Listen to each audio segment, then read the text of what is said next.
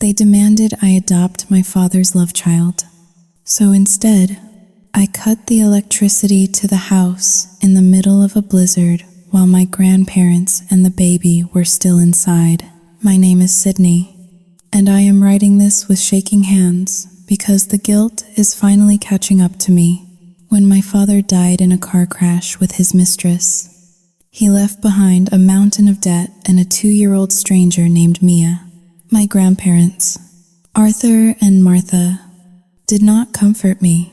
Instead, they broke into my mother's estate, held the baby like a weapon, and demanded I hand over the deed to the house and $5,000 a month. They called it family duty. I called it extortion. How much of your soul would you sell to get rid of the parasites destroying your life? I chose to be the villain. I froze them out. I humiliated them in court until they admitted they only wanted the child for the money. But now that the house is sold and the baby is gone, I am haunted by the silence. I won the war, but I feel like I lost my humanity. Tell me, did I go too far? My name is Sydney Vance. I am 23 years old, and I appraise the value of dead people's obsessions for a living. As a senior associate at one of Chicago's most prestigious auction houses, my job is to distinguish between a masterpiece and a forgery. I look for the cracks in the varnish, the hesitation in a brushstroke, the lies hidden beneath a beautiful surface. It is a skill that serves me well in art, but unfortunately, it serves me even better in my own family. I live in the Gold Coast district, in a penthouse apartment that offers a panoramic view of Lake Michigan. The water tonight was a sheet of black glass, reflecting nothing but the cold, indifferent city lights. The apartment was silent, save for the hum of the climate control system protecting my mother's collection of vintage wines. Everything I own, everything I am, is built on the foundation my mother laid before cancer took her 3 years ago. She left me everything: her steel manufacturing empire, her real estate portfolio, and her ironclad will. My father, he got an allowance, a generous one, provided he kept his distance. It was 2 a.m. when my phone vibrated against the marble nightstand. The screen lit up with an unfamiliar number, a blocked identification. In my line of work, late-night calls usually mean a panic attack from a client in Hong Kong or London. I cleared my throat, put on my professional voice, and swiped right. "This is Sydney Vance," I said, sitting up. The silk sheets pooled around my waist. "Miss Vance? This is Officer Miller with the Colorado State Patrol. I am afraid I have some difficult news regarding your father, Robert Vance." I did not gasp. I did not clutch my chest. I simply reached for the glass of water on the coaster and took a small sip. The water was room temperature. "Go on," I said. "There was an accident on Route 82 near Aspen. Black ice. The vehicle went over the guardrail. Your father and a female passenger, Sao Tsing Haoling, due cancelletto e maggiore di Miss Vanessa Tate, Sao Tsing Haoling, 2 hash is greater than they were pronounced dead at the scene. Sao Tsing Haoling, 2 hash is greater than dead." The word hung in the air, heavy and absolute. My father was dead. The man who had spent the last 5 years spending money he did not earn on a woman half his age was gone. My first thought was not about his smile, or the way he used to push me on the swings when I was 5. My first thought was about the house, the Victorian estate in Evanstown, my mother's childhood home, the one property I had foolishly allowed him to live in, rent-free, because I was too young and too guilt-ridden to evict him after the funeral. "Miss Vance, are you there?" the officer asked, his voice softening, anticipating a breakdown that was not coming. I am here, I replied, my voice steady. Was he driving the Mercedes? Excuse me? The car. Was it the S-Class? Because that lease is under my name. There was a long pause on the other end. I could hear the officer shifting uncomfortably. It was a rental. Ma'am, a luxury sport utility vehicle. I see. Thank you for notifying me. Officer, please let me know where to send the funeral home transport. I hung up. I did not cry. Instead, I walked to the window and looked out at the sleeping city. A strange, cold sensation washed over me. It was not grief. It was the sudden, sharp realization of liability. My father was irresponsible in life. There was no reason to believe he would be responsible in death. If he was gone, the house in Evanstown was empty, and an empty house filled with expensive heirlooms was a target. I did not wait until morning. I dressed in a black turtleneck and slacks, pulled my hair into a tight bun, and took the elevator down to the garage. My Audi roared to life, the engine echoing against the concrete walls. The drive to the suburbs usually took 40 minutes. I made it in 25. The streets of Evanstown were quiet, lined with oak trees that looked like skeletal fingers reaching for the winter sky. As I turned onto the private lane leading to the estate, my stomach tightened, not out of sadness, but out of instinct. The same instinct that tells me a signed Picasso is a fake. The gate was open. I slowed the car, killing the headlights as I approached the driveway. The massive Victorian house loomed in the darkness, its windows like dead eyes. But it was not completely dark. There was a faint light flickering in the first floor study, and parked haphazardly on the front lawn, crushing my mother's prize-winning hydrangeas, was a rusted beige sedan. I knew that car. It belonged to Arthur and Martha, my grandparents.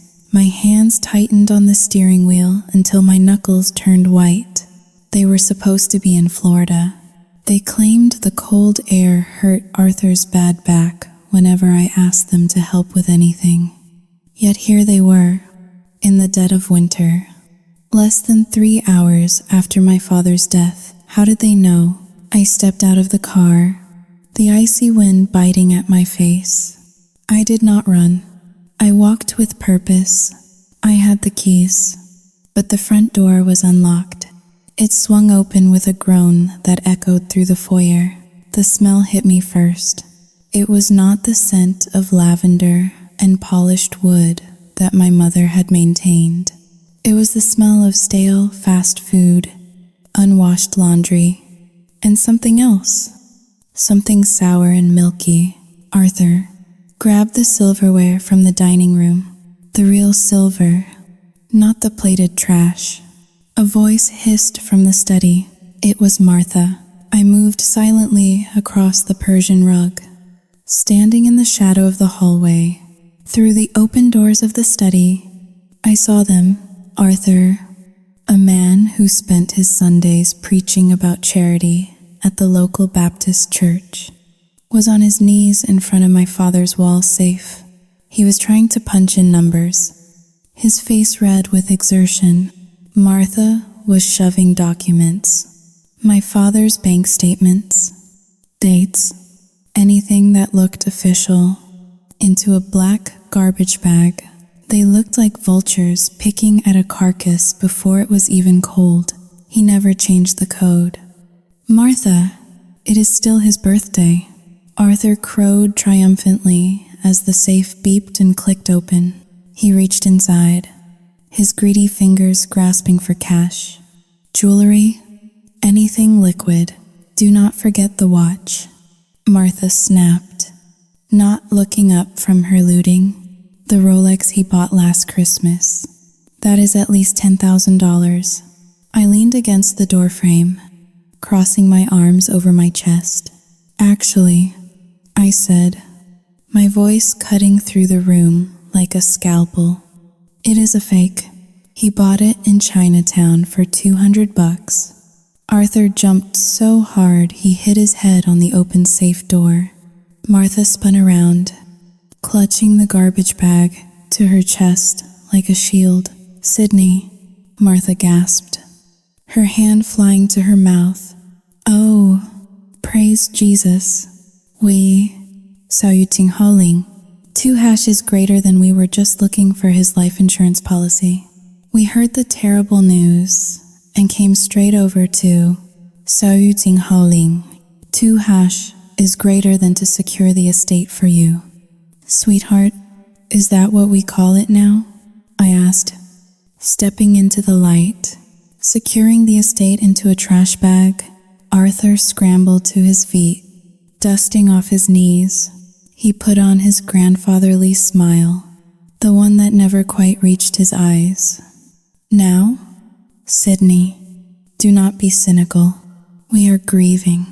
Your father was our only son. He died 3 hours ago. Arthur, you made excellent time. We were nearby." Martha lied effortlessly. "Visiting friends." I looked around the room. It was a disaster. Drawers pulled out, papers scattered. It was a violation. But then, a sound cut through the tension. A sound that did not belong in this mausoleum of a house. Saluting Haoling. 2. A whimper. It came from the corner of the room, behind the heavy oak desk. I frowned, my eyes narrowing. "What is that?" Arthur and Martha exchanged a look of panic. Arthur stepped to the side, trying to block my view, but he was too slow. I walked past him, rounding the desk. There, wedged between the desk and the bookshelf, was a portable travel crib. The mesh was stained yellow. Inside, curled into a tight ball under a dirty blanket, was a toddler, a girl. She looked about 2 years old, with matted brown hair and tear-streaked cheeks. She looked up at me with wide, terrified eyes, clutching a ragged stuffed bear. The smell of a dirty diaper was overwhelming. My breath hitched. I knew about Vanessa. I knew my father was paying for her apartment. But this? Who is this? I whispered, though I already knew the answer. The child had my father's chin, the same weak, recessive chin that Arthur had passed down to him. "That," Martha said, her voice suddenly dripping with a sickening sweetness as she stepped up beside me, "is Mia, your sister." I stared at the child. I did not feel a rush of sisterly affection. I did not feel an urge to pick her up and coo. I felt disgusted, not at the child, but at the situation, at the mess my father had left behind. "She has been here all alone?" I asked, looking at the half-empty bottle of spoiled milk on the floor. "For how long?" "Since yesterday," Arthur muttered, finally looking ashamed, though I suspected it was only because he got caught. "Robert and that woman left for Aspen 2 days ago. They left the girl with a nanny, but the nanny quit this morning because she had not been paid. She called us. So you came," I said, turning to face them. "You came, not to take care of the child, but to loot the safe while she sat in her own filth?" "We were going to take her," Martha protested shrilly, "but we have expenses. Sydney, raising a child at our age, we needed to see if Robert left any provision for her. It is only right. She is blood." I looked back down at Mia. She let out a dry cough. She was a complication, a liability, a living, breathing piece of evidence of my father's betrayal of my mother. "She is not my responsibility," I said coldly. "She is your flesh and blood," Arthur shouted, his face turning purple. "And you have plenty. Look at you, with your fancy car and your mother's millions. You cannot turn your back on family. I looked at Arthur, then at Martha, and finally at the dirty crib. A plan began to form in my mind. A cold, hard shield around my heart. Get out, I said. What? Martha blinked. Get out of my house. Leave the bag. Leave the cash. Get out. We are not going anywhere. Arthur puffed up his chest. This is our son's house, and we are the guardians of this child now. We have rights. I pulled my phone from my pocket. I am dialing 911. I will tell them I found intruders robbing the deceased's home, given that the deed to this house is in my name, and you are holding a bag of stolen documents. I imagine the conversation will be very short. I held my thumb over the call button. 1. Arthur's eyes darted to the bag in Martha's hand. He snatched it from her and threw it on the desk. Fine, fine. You heartless little. Saoyu Jinghaoling, or Jinghaodayu. 2. I said, my voice devoid of emotion. They scrambled, like cockroaches when the kitchen light flips on. They hurried toward the door. Martha paused at the threshold, looking back at me with eyes full of venom. God sees everything. Sydney, you will pay for this. The front door slammed shut, shaking the crystal chandelier in the foyer. Silence returned to the house, heavy and suffocating. I was alone with a dead father, a looted safe, and a 2-year-old stranger staring at me from a dirty cage. I looked down at the child. Mia reached a small, sticky hand toward me. Dada, she whispered. I took a step back, out of her reach. No, I said to the empty room. He is not coming back. I did not pick her up. Instead, I picked up my phone and dialed my lawyer. It was going to be a very long night. 3 days later, I found myself standing in the center aisle of St. Jude's Episcopal Church, surrounded by the suffocating scent of lilies and hypocrisy. The days leading up to the funeral had been a blur of logistical nightmares. My father had left no instructions, no will, and certainly no money to pay for his final journey. That burden, like everything else, fell on me. I had intended a small, private service, a closed casket, a dignified silence. Arthur and Martha had other plans. They had hijacked the obituary in the local paper, inviting the entire town to witness the tragedy of their beloved son taken too soon. They turned a private mourning into a public spectacle. The pews were packed not with my father's friends. He had burned those bridges years ago, but with members of Arthur's congregation, curious neighbors, and people who simply enjoyed the drama of a wealthy family's ruin. I sat in the front row, my back straight, my hands folded in my lap. I wore a black dress from Chanel, structured and severe, functioning more as armor than attire. To my right sat the empty space where a mother should have been. To my left sat Arthur and Martha. They were putting on the performance of a lifetime. Martha was dressed in black lace, dabbing at dry eyes with a handkerchief that looked suspiciously clean. Arthur wore a suit that was a size too small, his chest puffed out with self-importance. They had placed a large donation basket at the entrance of the sanctuary. A hand-lettered sign taped to it read, "For the orphan left behind." It made my stomach turn. They were monetizing the tragedy before the body was even in the ground. The priest, a man I had never met, droned on about my father's generous spirit. I tuned him out. I focused instead on the architecture of the church, calculating the value of the stained glass, the cost of the heating bill for a space with such high ceilings. It was how I coped. I reduced the world to numbers because numbers did not lie. People lied. I felt eyes boring into the back of my neck. The town whispered, They knew about the accident. They knew about the mistress. And they were waiting to see what the rich, cold daughter would do. Then, the organ music swelled. The service was drawing to a close.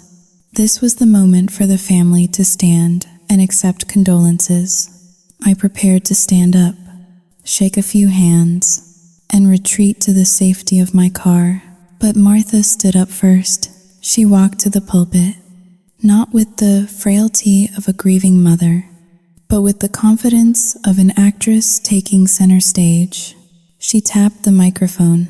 The screech of feedback silenced the murmuring crowd. "Friends," Martha began, her voice trembling with practiced emotion. "Thank you for coming to honor our Bobby. Our hearts are broken, but in this darkness, the Lord has sent us a ray of light." My spine stiffened. I knew what was coming. I had forbidden them from bringing Mia. I had told them explicitly that this was not the place. We all make mistakes. Martha continued, her eyes scanning the crowd, soaking up the attention. Bobby made mistakes, but he left behind a gift, a beautiful, innocent gift. From the side door near the choir loft, a woman I recognized as one of Martha's church friends walked out. She was carrying Mia.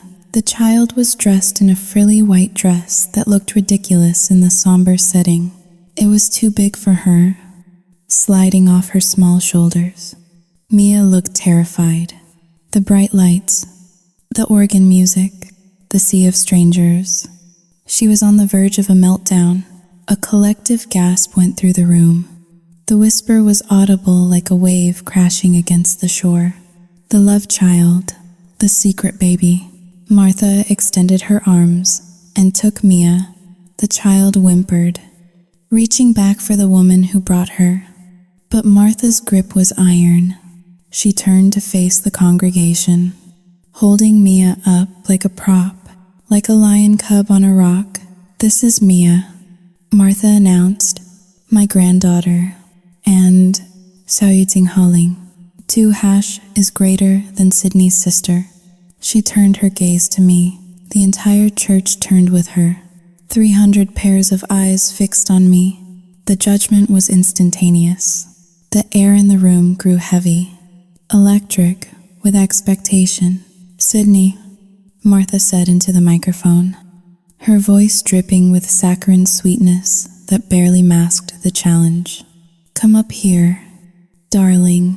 Come, embrace your sister. Show everyone that love is stronger than sin.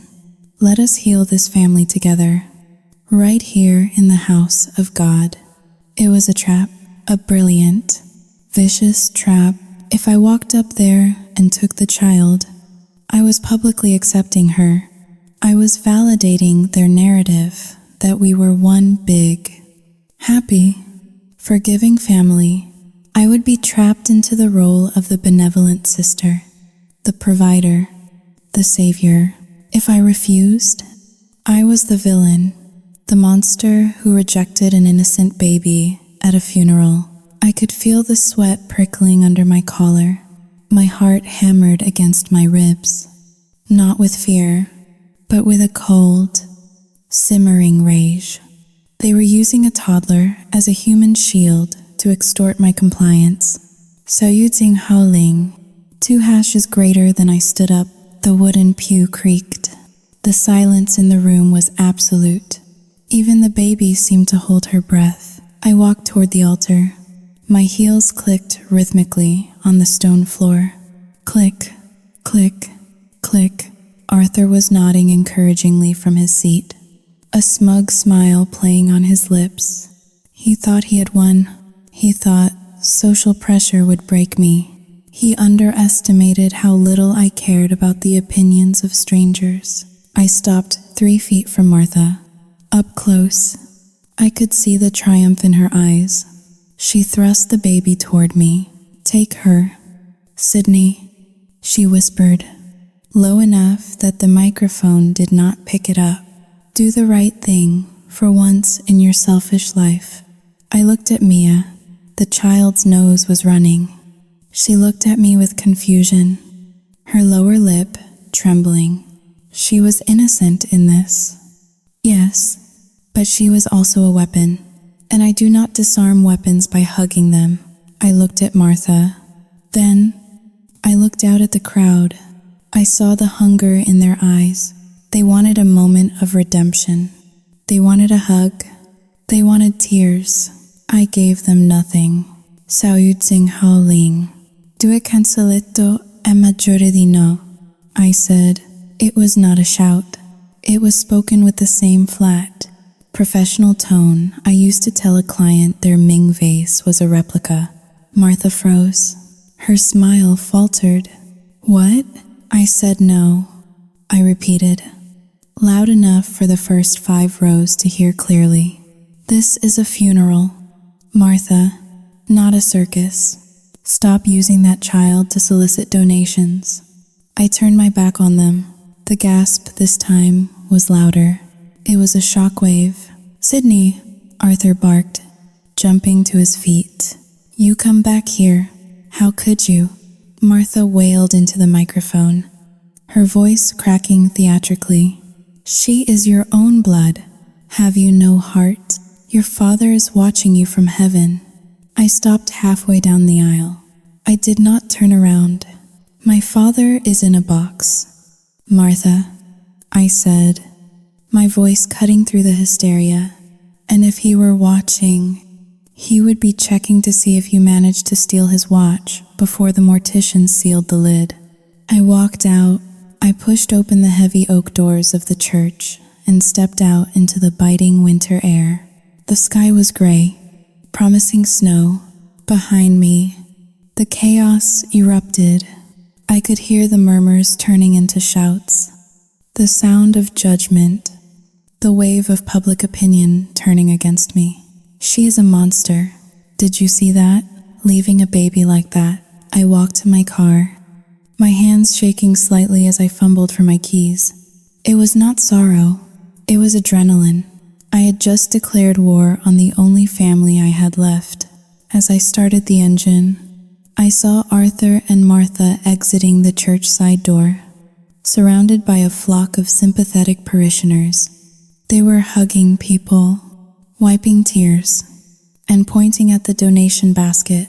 Mia was being passed around like a collection plate. I watched them for a moment through the tinted glass of my Audi. Enjoy the show, I whispered to myself, because the intermission is over. I shifted the car into drive and sped away, leaving the church, the town, and the facade of a grieving daughter behind in the dust. The first crack had appeared in the foundation, and I knew, with absolute certainty, that the whole house was going to come down. The invasion happened quietly, like mold spreading behind drywall.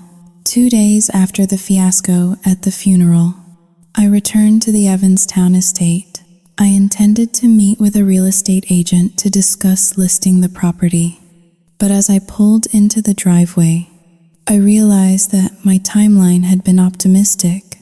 The beige sedan was still there, parked aggressively close to the front entrance, leaking oil onto the pristine cobblestones. When I unlocked the front door, the air inside was thick and humid. It smelled of fried bacon, menthol cigarettes, and that distinct, cloying scent of baby powder used to mask unwashed bodies. My mother kept this house at a crisp 68 degrees. It was now sweltering. They had cranked the thermostat up to 80. I walked into the living room. The sight that greeted me was a study in desecration. Arthur was reclined in my father's leather armchair, his feet propped up on the mahogany coffee table, shoes still on. He was watching a game show on the television, the volume turned up so high the walls seemed to vibrate. Martha was in the kitchen. I could hear the clatter of pans, not just any pans, but my mother's copper cookware, imported from France, being banged against the industrial stove. Mia was sitting in the middle of the Persian rug, surrounded by a fortress of plastic toys that looked like they had been purchased at a dollar store. She was banging a plastic hammer against the floor. Thud, thud, thud. Arthur looked up as I entered. He did not look guilty. He did not scramble. He looked annoyed that I had interrupted his program. "You took your time coming back," Arthur grunted, reaching for a bag of potato chips. Crumbs cascaded down his shirt. "We are almost out of milk for the baby." I stood in the archway, my handbag clutched tightly in my fingers. I took a slow breath, filtering the rage through a sieve of cold logic. "Why are you still here, Arthur?" I asked. "We live here," he said, as if stating that the sky was blue. "Martha, the girl is here." Martha bustled out of the kitchen, wiping her hands on a dish rag. She looked flushed and oddly triumphant. "Sydney, good. We need to talk about the arrangements." "There are no arrangements," I said. "I own this house." "You do not. You are trespassing," Martha tutted, shaking her head as if I were a slow child. "Now, stop with that legal nonsense. We spoke to our pastor. He says that in the eyes of God, this house belongs to the family, and we are the family. We are raising your sister here. It is the only stability the poor thing has." "Stability?" I gestured to the room. "You are destroying the property value." "We are making a home," Martha snapped. She walked over and picked up Mia, bouncing her on her hip. "Look at her. Sydney, she needs a yard. She needs space. We cannot raise her in our one-bedroom condo. It is cruel. Your father would want her here."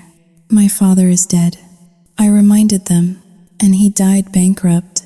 Arthur muted the television. He sat up, his eyes narrowing. "That is another thing. We need to discuss the stipend." "The what?" "The stipend," Arthur repeated. "Raising a child costs money. We have done the math. We will need $5,000 a month. That covers food, diapers, our living expenses, since we are full-time caregivers, and a little extra for emergencies. Given how much your mother left you, it is a drop in the bucket." I stared at them. It was fascinating. Truly, the audacity was so pure, so unadulterated. It was almost impressive. They were not just squatting in my house. They were billing me for the privilege. "You want me to pay you. 小于今好令. 2 hash is greater than to live in my house. 小于今好令. 2 hash is greater than to raise a child I do not want." "She is your sister," Martha shrieked, squeezing Mia until the child let out a squeak of protest. "God will punish you for your greed." "Sydney, do you think your mother, God rest her soul, would want you to hoard all that money while your own flesh and blood starves?" 小于今好令. 2 hash is greater than my mother. The mention of her name was the spark. They had hated my mother. They had called her cold, arrogant, and difficult. They had spent 20 years making her feel like an outsider in her own marriage. And now, they were using her ghost to pick my pockets. "I am giving you a warning," I said, my voice dropping an octave. "I am going to verify the estate's finances. If I find $1 single missing, 1 single item pawned, I will not call the police. I will call the federal prosecutors." I turned on my heel and walked toward the study. I did not go there to argue. I went there to retrieve the one thing I needed. My father's laptop. I found it under a stack of unpaid bills on the desk. Arthur and Martha had clearly tried to access it. There were greasy fingerprints all over the screen, but they did not know the password. I slid it into my bag. "You cannot take that," Arthur yelled from the living room. "There might be photos of Mia on there." I will email them to you. I walked out of the house, ignoring Martha's shouts about milk and diapers. I got into my car and locked the doors.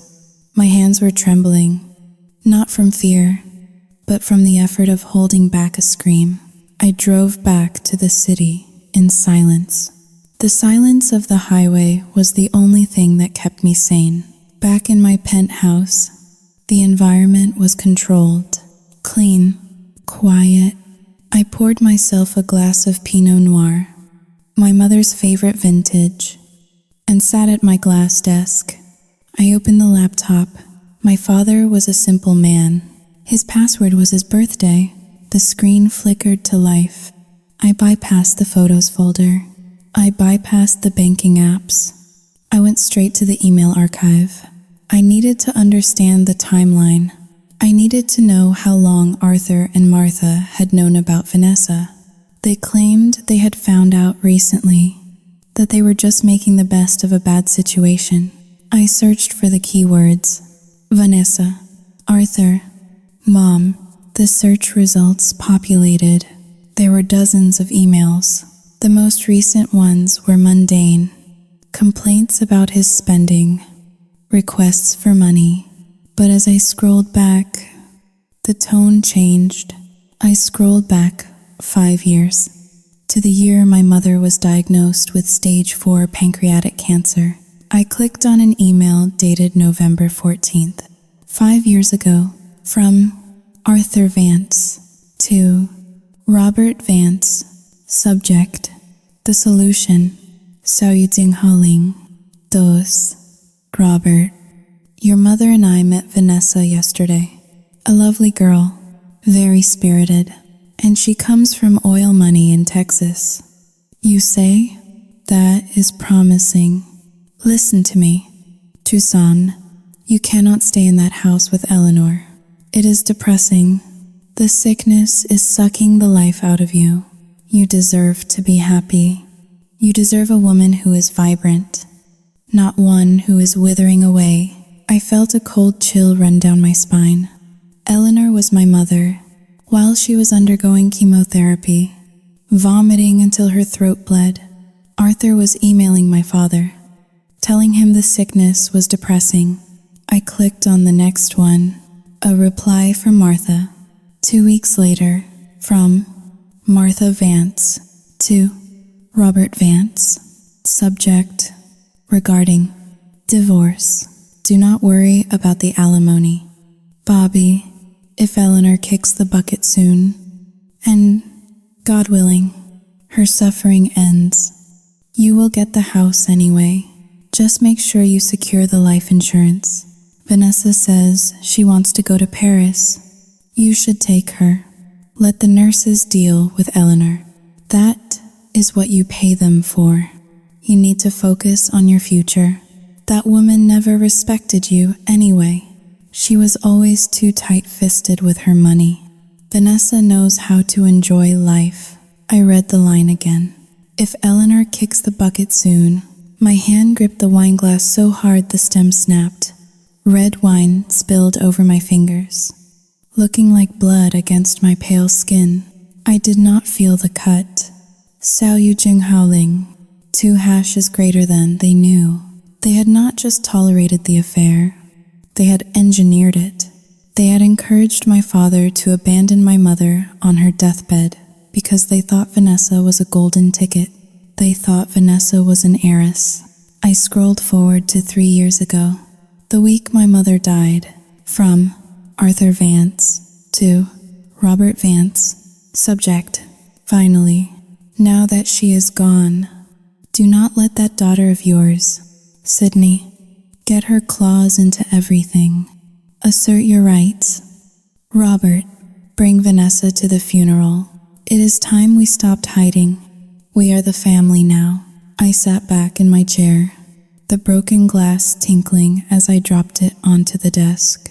The narrative they had spun, that they were pious grandparents trying to do the right thing, that they were shocked by my father's sins, was a lie. A total fabrication. They were accomplices. They had murdered my mother's spirit long before the cancer killed her body. They had whispered poison in my father's ear, feeding his ego and his greed, all because they wanted access to a fortune they had not earned. And the irony? The twisted, dark irony of it all? Vanessa was not an oil heiress. My investigation into her credit report earlier that morning had confirmed it. Vanessa was a waitress from a diner in Lubbock with $40,000 in credit card debt. They had traded my mother, a brilliant, self-made millionaire who loved my father despite his flaws, for a lie. And now they wanted me to pay for it. I looked at the wine staining my white carpet. It looked like a crime scene. "You want a family," I whispered to the empty room. "I will give you a family." I reached for my phone. I did not call the police. The police could remove trespassers, but they could not inflict the kind of pain Arthur and Martha deserved. I needed something more permanent. I needed to destroy their sanctuary. I opened my contacts and found the number for a private investigator I had used for high-stakes art authentication, a man who could dig up dirt from 20 years ago. "This is Sydney Vance," I said when he answered. "I have a job. I need you to find everything on Arthur and Martha Vance. Every unpaid tax bill, every neighborhood dispute, every skeleton in their closet. And I need you to find out exactly how much debt my father was really in." "What are you looking for?" he asked. "A lever," I said. "I am going to break them." I hung up and looked back at the laptop screen. The image of Arthur's email burned into my retinas. "You deserve a woman who is vibrant." My mother died alone in a hospital room because my father was in Paris with Vanessa, and Arthur and Martha had packed his suitcase. I stood up and walked to the window. The lights of Chicago glittered below. Cold and indifferent, I felt a tear slide down my cheek, hot and angry. It was the last tear I would shed for them. The sadness evaporated. In its place, a cold, crystalline clarity formed. They wanted to play the game of family loyalty? Fine.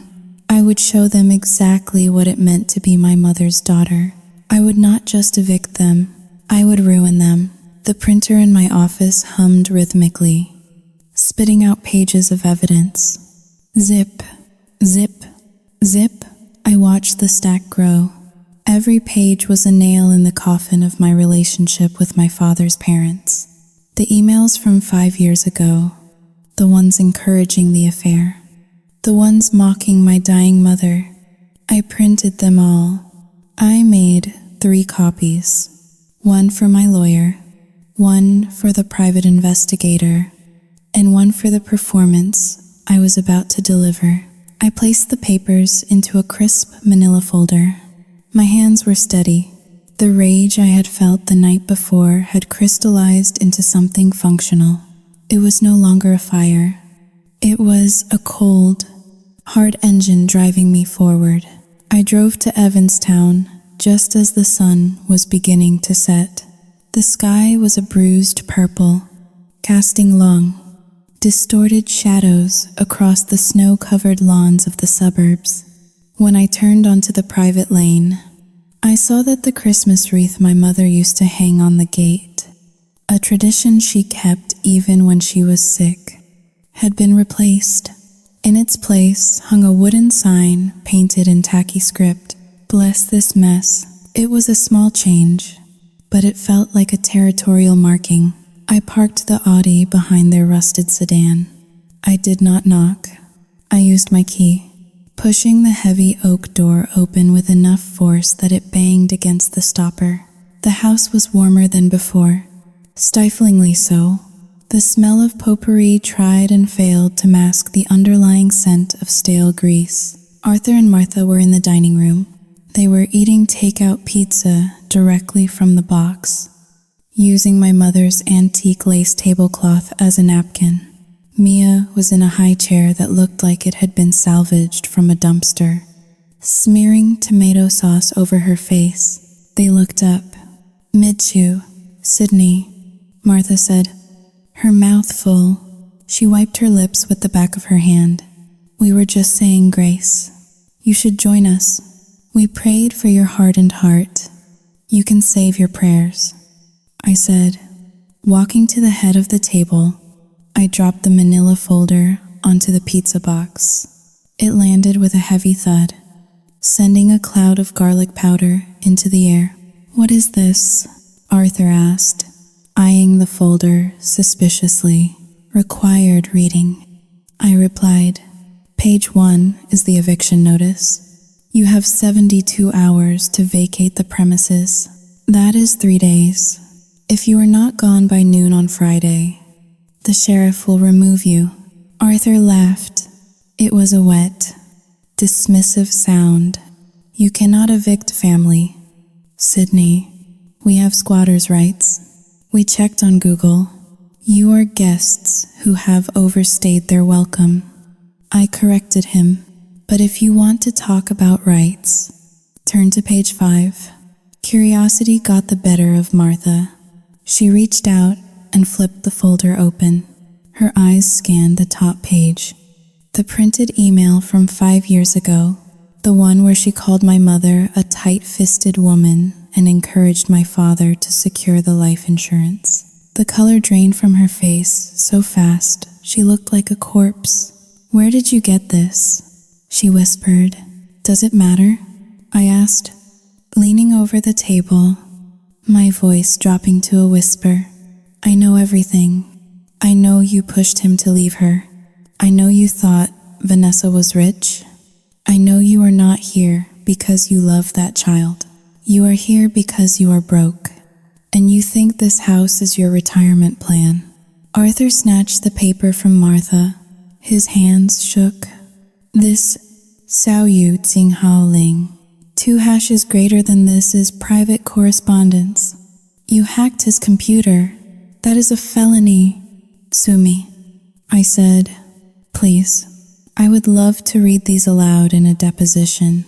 For a moment, there was silence. The only sound was Mia babbling happily, oblivious to the fact that the people supposed to protect her were predators. Then, Arthur stood up, his face twisted into a mask of ugly, self-righteous fury. You think you are so smart. He spat, just like your mother, cold, arrogant. You think a few pieces of paper change anything? We are the victims here. We lost our son. You sold your son, I countered, for a chance at a payout that never came. Get out, Martha shrieked, standing up and knocking her chair over. Get out of our house, my house, I said, turning to leave. 72 hours. Tick-tock. I walked out, feeling a grim sense of satisfaction. I thought I had won. I thought facts and logic would send them scurrying back to whatever hole they had crawled out of. I was wrong. I had underestimated the power of a good story, even if it was a lie. By the time I drove back to the city, my phone was buzzing incessantly. Notifications were piling up like snowdrifts. Instagram, Facebook, Twitter. I pulled over to the shoulder of the highway and unlocked my screen. It was a Facebook live video. It had been posted 20 minutes ago from the Prayers for Mia page, a page I did not even know existed. It already had 4,000 shares. I clicked play. The video was grainy, shot from a low angle to make them look smaller, more vulnerable. Martha was sitting in the rocking chair in the nursery, my old nursery. She was weeping, clutching Mia to her chest. Mia was crying too, likely because Martha was squeezing her too hard. Arthur stood behind them, his hand on Martha's shoulder, looking stoic and defeated. Friends, Martha sobbed into the camera. We need your prayers. We are being tested. She paused for dramatic effect, wiping a tear. Our granddaughter, Sao Ting Hao Ling, 2 Raute, ist größer. Alzar Rich, powerful granddaughter, Saoyu Jinghao Lin. 2# is greater than just came here. She screamed at us. She screamed at this innocent baby. Martha held Mia up to the camera lens. She gave us 3 days. 3 days. To leave the only home this baby has ever known. In the middle of winter, with nowhere to go, Arthur leaned in. We just want to raise our son's child. We offered to pay rent. We begged her. But she, Saoyu Jinghao Ling, 2# is greater than she hates this child. She calls her a mistake. Martha let out a wail that would have put a professional mourner to shame. How can someone have so much money and so little soul? We are old people. We are just trying to do God's work. Please, Saoyu Jinghao Ling, 2# is greater than if anyone knows a shelter. Saoyu Jinghao Ling, 2# is greater than, or a lawyer who helps the poor. Saoyu Jinghao Ling, 2# is greater than please help us. The video ended. I scrolled down to the comments. My blood turned to ice. What a monster. Dox her. Who is she? I know her. That is Sydney Vance. She works at the auction house downtown. Boycott her business. Someone should teach her a lesson. The spiral had begun. The next morning, the digital hatred bled into reality. I walked out of my apartment building to go to work. The doorman, usually a chatty man named Henry, who always asked about my day, refused to meet my eye. He opened the door silently, his face tight with judgment. He had seen the video. When I reached the parking garage, I stopped dead in my tracks. My Audi was parked in its reserved spot, but it was no longer silver. Someone had taken a bucket of red paint and splashed it across the hood and the windshield. On the driver's side door, scratched deep into the metal with a key, was a single word, Saoyu Jinghao Ling, 2# is greater than heartless. I stood there, staring at the vandalism. My breath formed white clouds in the freezing garage air. I should have been scared.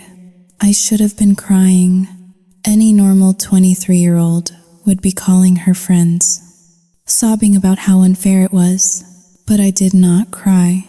I walked around the car, inspecting the damage. I took photos for the insurance claim. I noted the time. They want a villain? I thought, listening to the echo of my heels on the concrete. Fine, I will be the villain. I got into the car. I had to use the windshield wipers to clear enough red paint to see. It looked like I was driving through a massacre. When I arrived at the auction house, the atmosphere was brittle. My assistant, a young girl who usually greeted me with coffee, was sick today. My colleagues whispered in huddled groups near the water cooler, dispersing the moment I walked by. No one said anything to my face. That was the American way. Polite silence, masking deep contempt. Then came the email from the Homeowners Association of Evanstown. To Miss Sydney Vance, from Evanstown Homeowners Association Board. Subject: Community violation. Miss Vance, we have received numerous complaints regarding the disturbance at your property. Furthermore, the public nature of your family dispute is bringing unwanted attention to our private community. We urge you to resolve this matter amicably and immediately. Please note that undue cruelty and public nuisance are violations of our community conduct bylaws. Undue cruelty. They were lecturing me on cruelty while protecting the people who had looted my father's corpse. I sat in my office, the glass walls feeling less like a position of power and more like a fishbowl. I was isolated. The world saw a rich girl bullying her grieving grandparents. They did not see the emails. They did not see the theft. They only saw what Arthur and Martha wanted them to see. I felt a crack form in my composure, just a hairline fracture. I wanted to scream. I wanted to go on the internet and defend myself. I wanted to explain. No. I told myself, gripping the edge of my desk until my fingers went numb. Explaining is losing. They want a reaction. They want me to engage in a mud fight. I would not give them the satisfaction. I picked up the phone and dialed the number for the utility company. Customer service, how can I help you? This is Sydney Vance. I said, my voice devoid of any tremor. I would like to schedule a service disconnection for the property at 12 Oak Lane. Certainly, ma'am. When would you like that to take effect? I looked at the calendar. The 72 hours would be up tomorrow at noon. The forecast called for a blizzard tomorrow. I said, 12 noon. Sharp. Cut everything. Electricity. Gas. Water. Ma'am, the system shows a severe weather warning for tomorrow. Are you sure? I am positive. I said, the house is supposed to be empty. Sauting Hauling. 2. I hung up. Let them play the victim on Facebook. Let them cry to the neighbors. Let them paint my car. I was done being the granddaughter. I was done being the sister. I was the landlord, and the rent was due. The 72-hour deadline was approaching with the inevitability of a freight train. It was 11 in the morning on Friday. The sky outside was a seamless sheet of slate gray, heavy with the promise of a blizzard that the weathermen had been screaming about for days. The wind was already howling, stripping the last dead leaves from the oak trees lining the driveway of the estate. The temperature had plummeted to 12 degrees Fahrenheit. I sat in the living room of my own house, but I felt like a guest in a hostile foreign embassy. Arthur and Martha had not packed. There were no boxes taped shut, no suitcases by the door. Instead, the house looked more lived in than ever. Martha had rearranged the furniture. My mother's minimalist beige sofa was now draped with a garish, hand-crocheted afghan that smelled of mothballs. A crucifix the size of a dinner plate had been nailed into the silk wallpaper above the fireplace. They were digging in. I sat on the edge of the armchair, my coat still buttoned to my chin, my leather gloves tight on my hands. I refused to get comfortable. Arthur sat opposite me, shuffling a stack of papers with an air of immense self-importance. He looked refreshed. The Facebook campaign had invigorated him. He was no longer just a greedy old man. He was a martyr, a hero fighting for the innocent. We have discussed your little ultimatum, Arthur said, placing his hands on the papers. And we have decided to offer you a settlement, a path to redemption. I did not ask for a settlement. I replied, my voice flat. I asked for your keys. Martha walked in from the kitchen carrying a tray of tea. She placed it on the coffee table with a clatter. She looked at me with a pitying smile that made my skin crawl. Now, Sydney, she cooed, we know you are hurting. We know you are lashing out because you are jealous. You see the love we have for Mia, the love your father had for her, and you feel left out. It is natural. I stared at her. The psychological projection was breathtaking.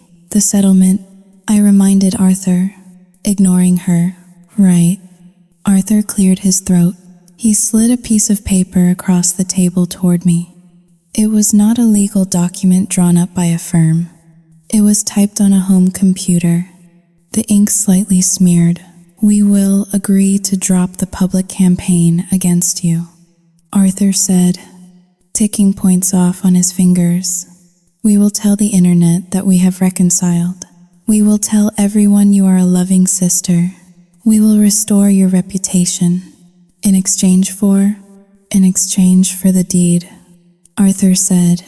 He said it casually, as if asking for a cup of sugar. You will transfer the title of this property to a trust. The beneficiary will be Mia. Martha and I will be the sole trustees until she turns 21. I looked down at the paper. The words swam before my eyes. Transfer of deed, full guardianship rights, and, Martha added, pouring milk into her tea, since we cannot work while raising an infant, we will need a stipend, $5,000 a month, inflation adjusted annually. It is a small price to pay for your soul. Sydney, I did not speak. I could not speak. The silence stretched, filled only by the ticking of the grandfather clock in the hallway. Tick, tock, tick, tock. I looked at Arthur.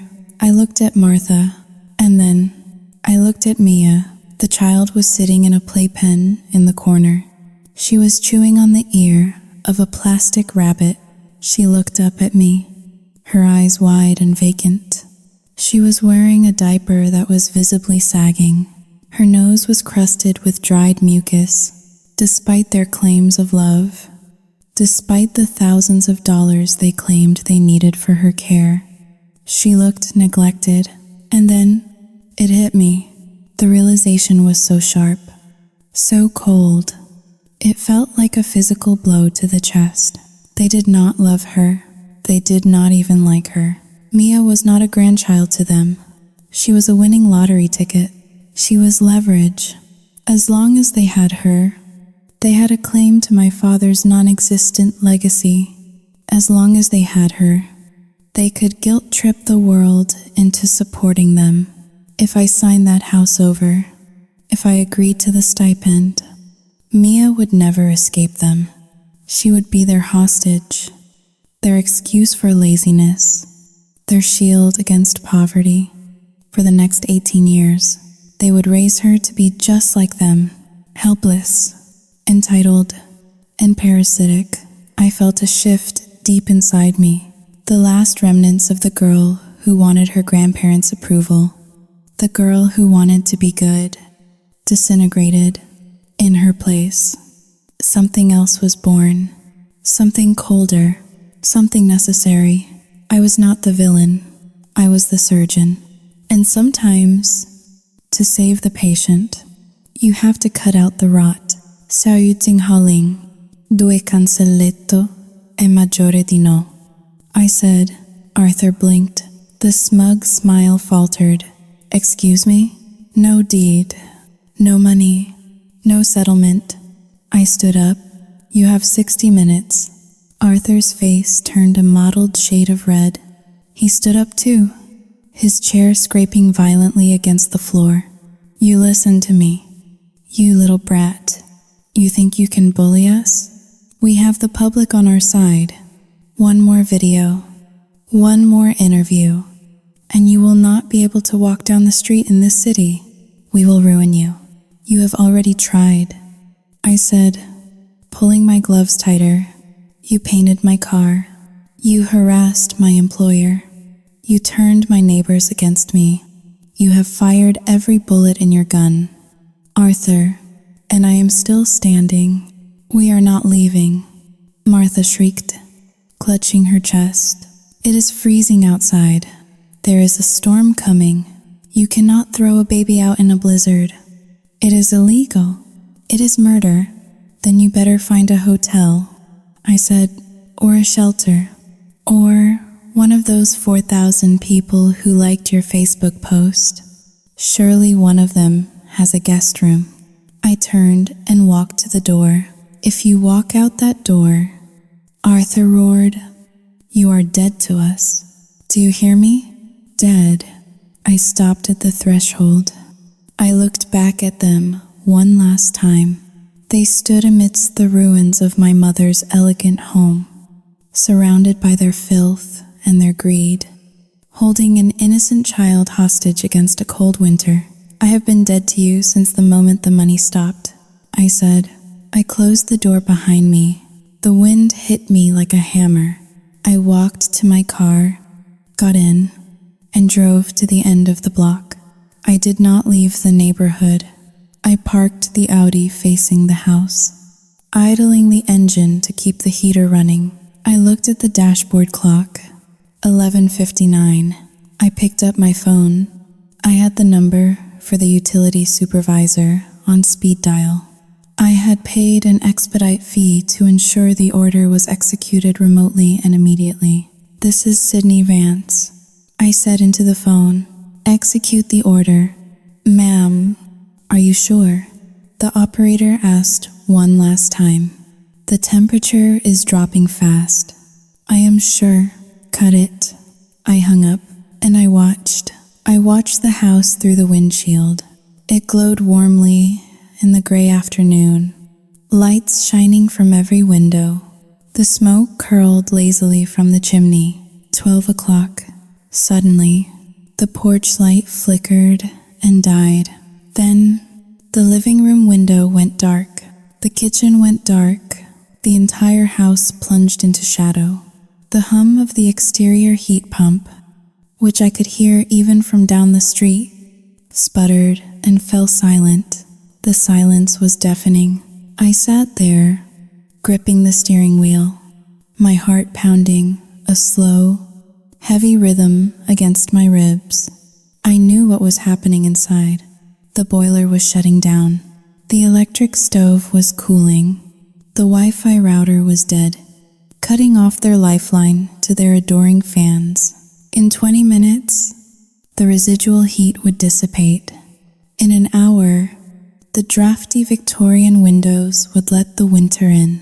In 3 hours, they would be able to see their breath. A wave of nausea washed over me, followed immediately by a wave of steel resolve. It was cruel. It was brutal. It was something a monster would do. But as I watched the dark, lifeless house, I knew it was the only way. They would never leave as long as they were comfortable. They would never hand over Mia as long as she was profitable. I had to make the house uninhabitable. I had to make the child a burden they could not carry. I had to force them to choose between their greed and their comfort. I reached for the bottle of water in my cup holder and took a sip. My hands were shaking, but my mind was clear. "Your move." "Arthur," I whispered. I put the car in gear. But I did not drive away. I stayed.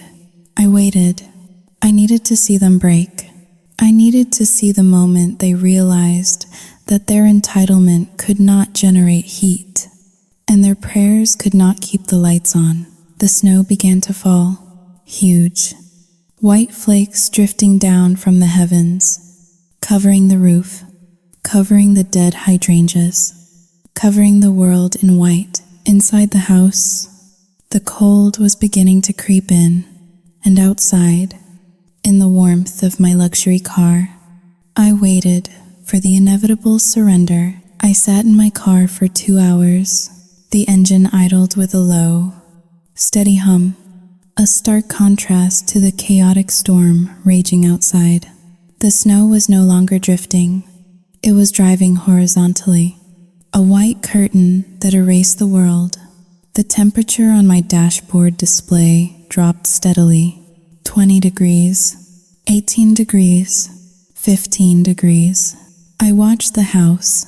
I expected to see the front door open.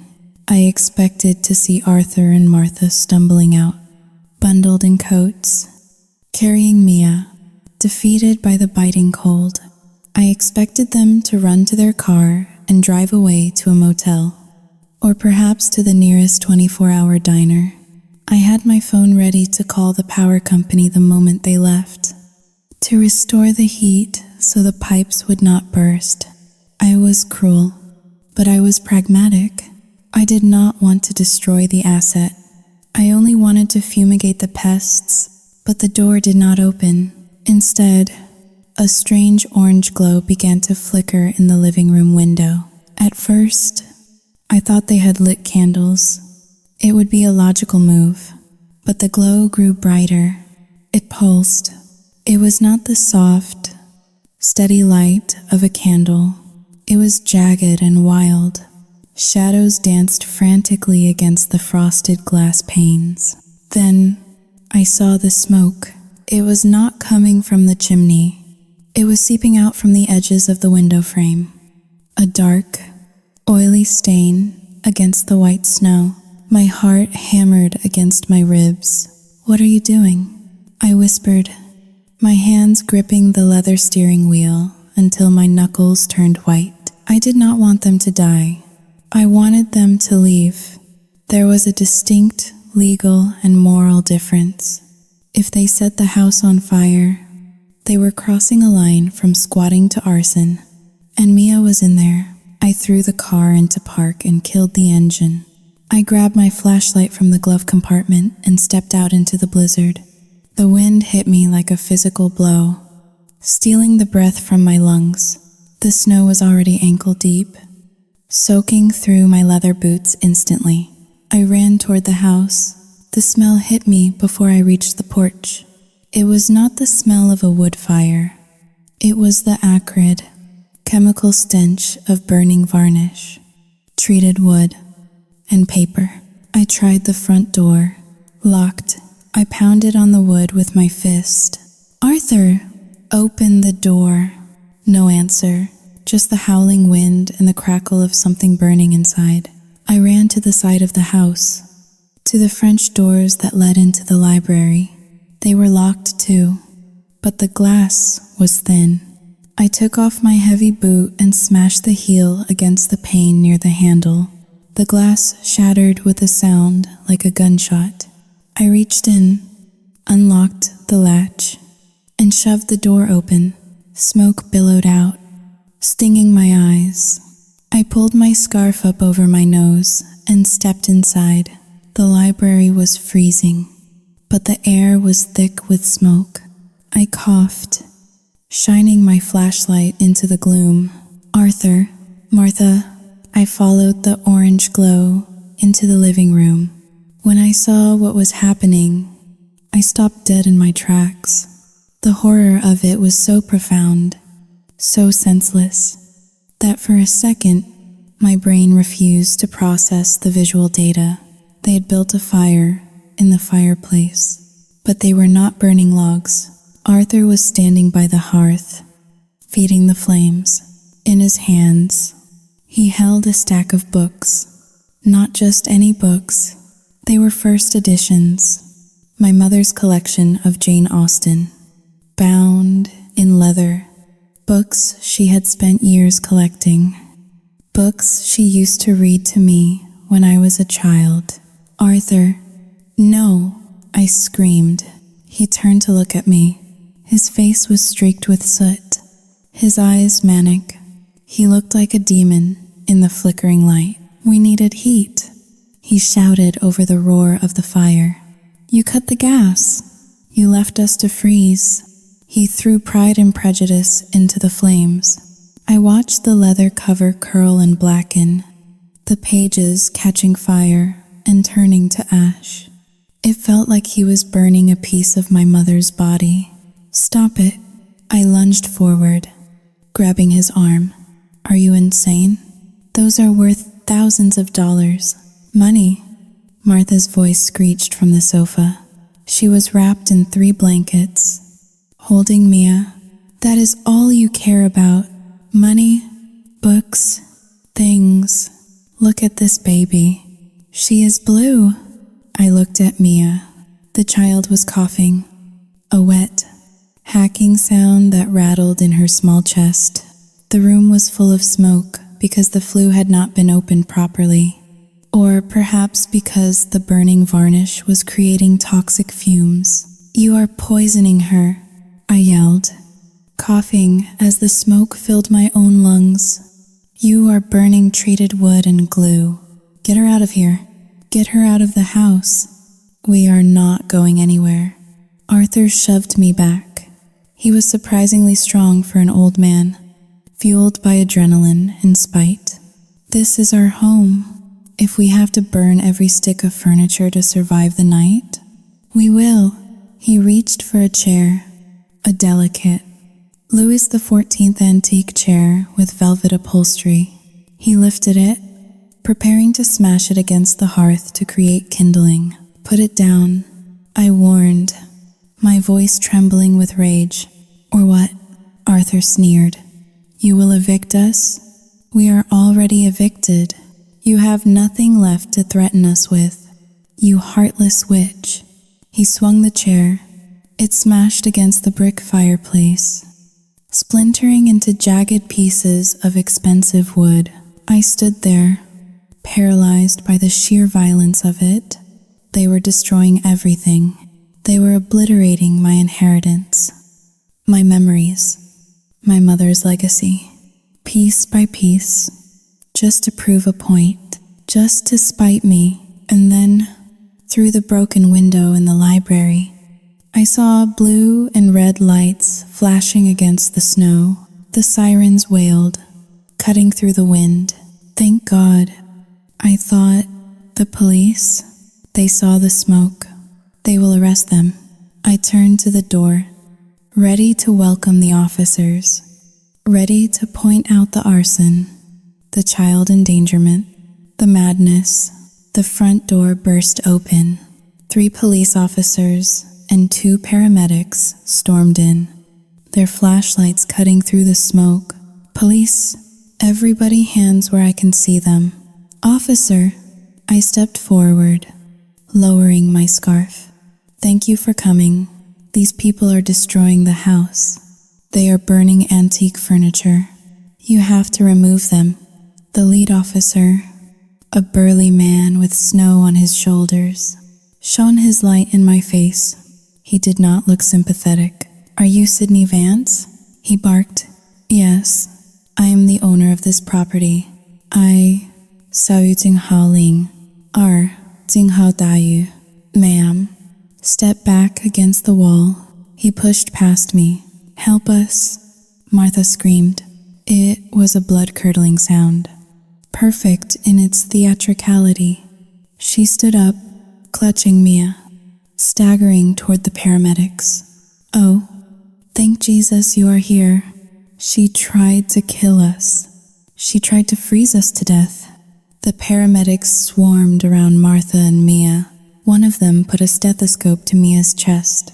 The baby has smoke inhalation. The paramedic shouted, her body temperature is low. We need to get her to the ambulance. She did this. Arthur pointed a shaking finger at me. He had dropped the piece of the chair and was now playing the role of the terrified grandfather. Our granddaughter? Sao Jing Hao Lin. 2# is greater than she cut the power. She cut the gas. In a blizzard, we begged her. We told her the baby was sick. She did not care. The lead officer turned back to me. His expression was one of pure disgust. Is this true? He asked. Did you shut off the utilities to an occupied dwelling during a severe weather emergency? They are squatters. I said, my voice rising in defense. They have been given notice. I own this house. They refuse to leave. I have every legal right to. Sao Jing Hao Ling, R. Jing Hao Dayu. Did you know there was a minor child inside? The officer interrupted, his voice booming. I hesitated. Yes, but Sao Jing Hao Ling, R. Jing Hao Dayu, and you cut the heat when it is 15 degrees outside. I gave them a warning. They could have left. They chose to stay and burn my furniture. They were trying to stay warm. A lady, the officer snapped. You can't just freeze people out. That is constructive eviction. And in this weather, it is reckless endangerment. We got a call from the neighbors saying there was smoke and screaming. He reached for his radio. Dispatch. We have a domestic situation. 1 infant with respiratory distress en route to the hospital. 2 elderly subjects. I have the suspect on site. Sao Jing Hao Ling. Doi. Suspect. The word hung in the air, cold and heavy. Suspect? I stepped back, hitting the wall. I am the victim here. Look at my house. Look at what they burned. Furniture can be replaced, the officer said, stepping into my personal space. A frozen baby cannot. You're lucky they started this fire. Miss Vance, if that baby had frozen to death tonight, you would be looking at a manslaughter charge. My world tilted on its axis. I had followed the rules. I had consulted the law. I had used my property rights. But in the face of a coughing baby and weeping grandparents, the law did not matter. The optics were catastrophic. Am I under arrest? I asked, my voice barely a whisper. Not yet, the officer said, but you are going to get that power turned back on. Right now, or I will arrest you for child endangerment and criminal negligence. So Yu Ting Hao, Ling, 2 hash is greater than, but they, Xiao Zheng Hao Lin, are Jing Hao Da Yu. Now, he shouted. I fumbled for my phone with trembling fingers. I dialed the emergency line for the power company. I had to pay a $3,000 emergency reconnection fee. I had to beg them to send a truck out in the blizzard. While I was on the phone, I watched the paramedics load Mia onto a stretcher. She looked so small, so pale. An oxygen mask covered her face. For a split second, the anger vanished, replaced by a pang of genuine guilt. I had not wanted her to get hurt. I just wanted them gone. Martha stopped as she passed me. She was wrapped in a thermal blanket. Her eyes were red from the smoke, but there was a glint of steel in them. You see? She whispered, leaning in close so the officer could not hear. You cannot win, Sydney. You have money, but we have the moral high ground. And now, the police know exactly who you are. She walked out into the snow, playing the frail victim to perfection. The officer turned to me. You are going to come down to the station. Miss Vance, we need a statement. And Child Protective Services is going to want to have a word with you about your role in this. I looked around the room. The fire was dying down. The charred remains of Pride and Prejudice lay in the ashes. The Louis XIV chair was splinters. The floor was covered in soot and snow. My plan had backfired spectacularly. I had tried to freeze them out, but instead, I had lit a match that was going to burn my entire life to the ground. I walked out to the police cruiser, the snow melting on my face like tears. I sat in the back seat, not in handcuffs, but feeling more like a criminal than I ever had in my life. As we drove away, I looked back at the house. The lights were still off.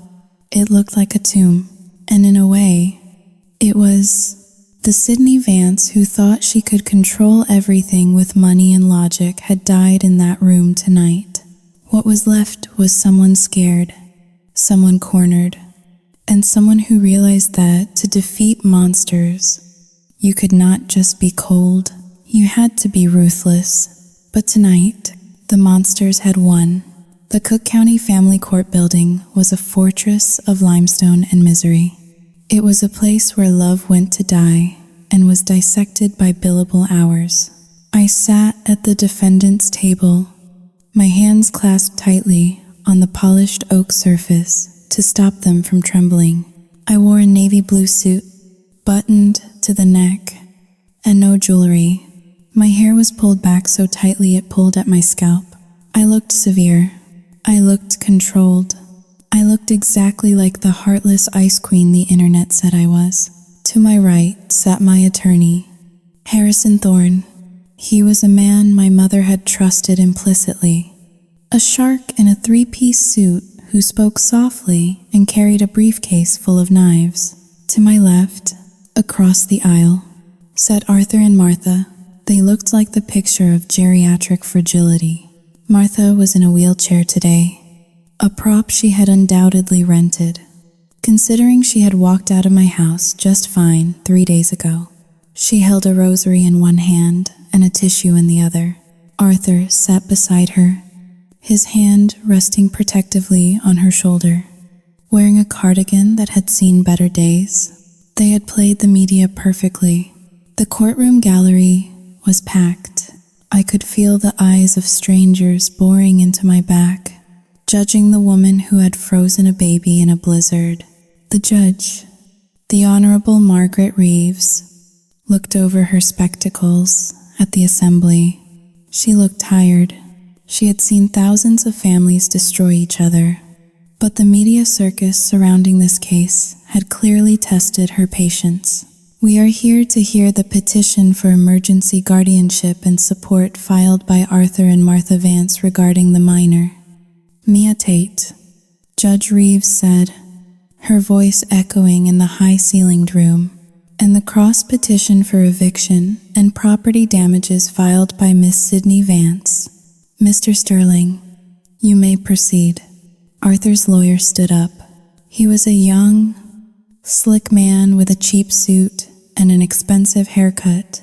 He walked toward the jury box, though there was no jury today, only the judge. He was performing for the gallery. Your Honor, Sterling began, his voice dripping with righteous indignation.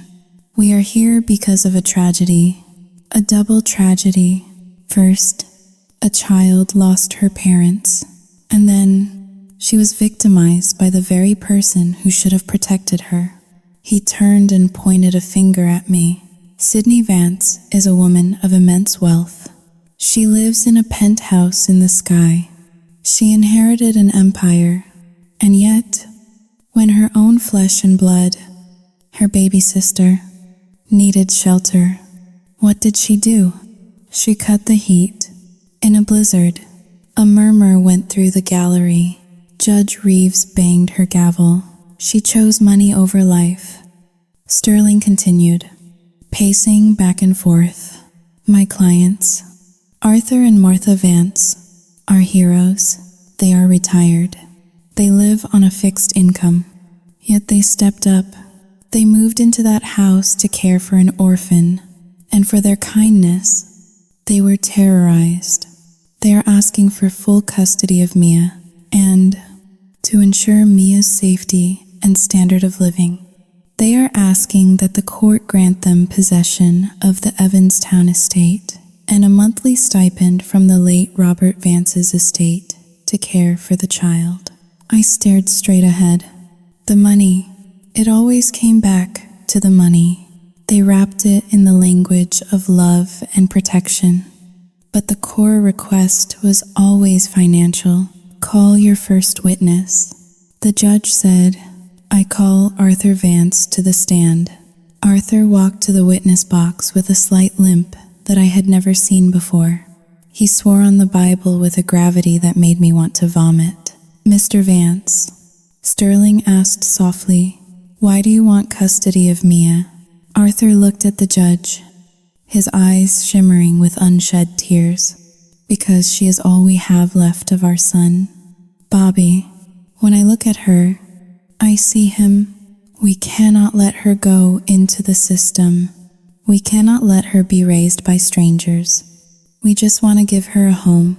And why are you asking for the house and the stipend? Because we are simple people, Arthur said, his voice cracking. We have love. But love does not buy diapers. Love does not pay for heating oil. We know Bobby would have wanted his daughter to grow up in his home. We just want to fulfill his wishes. And Miss Vance? Sterling gestured to me. What has been her attitude toward the child? Arthur's face hardened. He looked at me with pure venom, masked as disappointment. She hates her. She called Mia a mistake. She called her a liability. At the funeral, she refused to even hold her. She is. Xiao Yu Jing Hao Ling. 2 hash is greater than she is. A broken person. We pray for her, but we cannot let her near that baby. Thank you. Mr. Vance. Sterling sat down, looking smug. The narrative was set. I was the villain. They were the saints. Harrison Thorne stood up. He did not rush. He adjusted his cufflinks, picked up a single piece of paper, and walked toward the witness box. "Mr. Vance," Thorne said, his voice pleasant, almost conversational. "You say you want to fulfill your son's wishes?" "Yes, sir, more than anything. And you claim that you need this stipend, $5,000 a month, correct? Because you are on a fixed income and cannot afford to raise a child otherwise?" "That is correct," Arthur said, lifting his chin. "We sacrificed our golden years for this baby. So, if there were no money..." Thorne paused, letting the silence hang in the air for a second. "If there were no house, no stipend, Sao Yu Jing Hao Ling, 2 is greater than, would you still be able to care for Mia?" Arthur narrowed his eyes. "That is a hypothetical question. My son was a wealthy man. The money exists.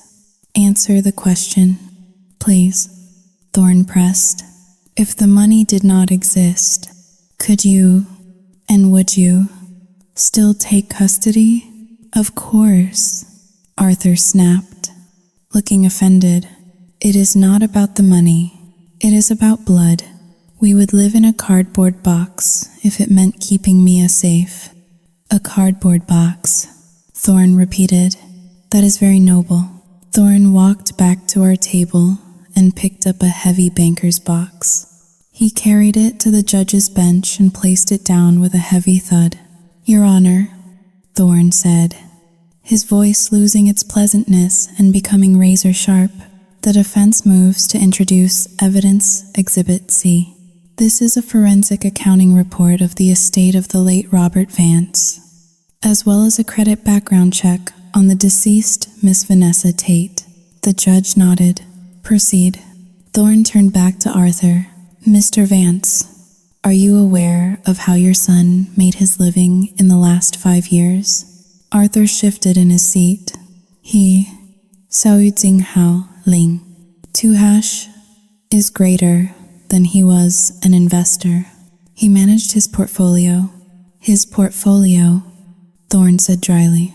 "Is that what we are calling online poker and high-risk cryptocurrency speculation now?" A ripple of laughter went through the courtroom. Arthur's face turned red. "He was a businessman," Arthur insisted. "He was a gambler." "Mr. Vance," Thorne corrected him, pulling a document from the box, and not a very good one. "At the time of his death, Robert Vance held assets totaling $200,000. However, he held debts totaling $3.2 million. The courtroom went silent. Absolute, pin-drop silence. Arthur froze. "That Sao Yu Jing Hao Ling, 2 is greater than that, is a lie. It is a matter of public record," Thorne continued, handing a copy to the judge and one to Arthur. He had 3 mortgages on the Evanstown house. Mortgages he took out by forging his daughter's signature, which is a separate legal matter we are addressing. He owed $400,000 to the Internal Revenue Service. He owed $600,000 to various casinos in Las Vegas and Atlantic City. I watched Arthur's hands. They were shaking. He was reading the document, his eyes darting back and forth, looking for the numbers he wanted to see. But they were not there. "Furthermore," Thorne said, twisting the knife, "you mentioned that you encouraged your son to be with Miss Vanessa Tate because, in your own words, from an email dated 5 years ago, she came from Texas oil money." Arthur looked up, pale as a sheet. "We ran a check on Miss Tate," Thorne said. "She was not an heiress. She was a waitress at a chain restaurant called Big Texas Barbecue in Lubbock. She had $45,000 in credit card debt and a repossessed Honda Civic to her name. She was not a gold mine. Mr. Vance, she was a mirage." I watched the realization hit Arthur. It was slow, agonizing, and beautiful. He had destroyed his relationship with my mother. He had encouraged his son to abandon his family. He had squatted in my house. He had burned my furniture, all for a pot of gold that did not exist. So, Thorn said, leaning onto the railing of the witness box, the estate is insolvent. There is no money. In fact, the estate is in debt. There will be no stipend. There is no inheritance for Mia. There is nothing but bills. Thorn paused, looking deep into Arthur's eyes. Now that you know this, Xiao Yu Jinghaoling, 2 is greater than do you still want full custody of Mia? Arthur opened his mouth, but no sound came out. He looked at Martha. Martha had stopped crying. The tissue was crumpled in her fist. Her face was not one of grief, but of calculation. Her eyes darted around the room, processing the new reality. No money, no mansion, just a screaming, traumatized 2-year-old girl and a mountain of debt. We, Xiao Yu Jinghaoling. 2, Arthur stammered. We, Xiao Yu Jinghaoling. 2 is greater than we are old. Excuse me? Thorn asked. We are old, Arthur said louder, his voice trembling, but not with sadness this time. With panic. I have a bad back. Martha has arthritis. We, Xiao Yu Jinghaoling. 2 is greater than we thought there would be resources to hire help. We cannot raise a toddler on our social security checks alone. It is impossible. But you just said you would live in a cardboard box for her. Thorn reminded him that was a figure of speech. Arthur snapped, sweat beading on his forehead. Be reasonable. We are in our 70s. We cannot change diapers. We cannot run after a child. If there is no money for a nanny, no money for the house. Xiao Yu Jinghaoling, 2 is greater than we cannot do it. It is irresponsible. The mask had fallen. It clattered to the floor and shattered into a million pieces. The gallery was murmuring again, but the tone had changed. The sympathy was evaporating. They were seeing what I had seen for years. The naked, ugly greed. So, Thorn said, stepping back to clarify for the court, you only wanted custody of your granddaughter if she came with a paycheck? Do not twist my words, Arthur shouted. Standing up, we are victims here. My son lied to us. He told us he was rich. He told us she was rich. We were defrauded. You were not defrauded. Mr. Vance, Thorn said coldly, you were just greedy, and you bet on the wrong horse. Thorn turned to the judge. No further questions. Arthur stumbled back to his seat. He did not look at me. He looked at Martha. They began whispering furiously to each other. I could hear snippets of it. Xiao Yu Jinghaoling, 2 is greater than cannot afford it. Xiao Yu Jinghaoling, R Jinghao Dayu. Xiao Yu Jinghaoling, 2 is greater than nursing home. Xiao Yu Jinghaoling, R Jinghao Dayu. Xiao Yu Jinghaoling, 2 Raute ist größer als Burden. Xiao Yu Jinghaoling, R Jinghao Dayu. Sterling, their lawyer, looked like he wanted to disappear into the floor. He stood up slowly. Your Honor, Sterling said, his voice weak.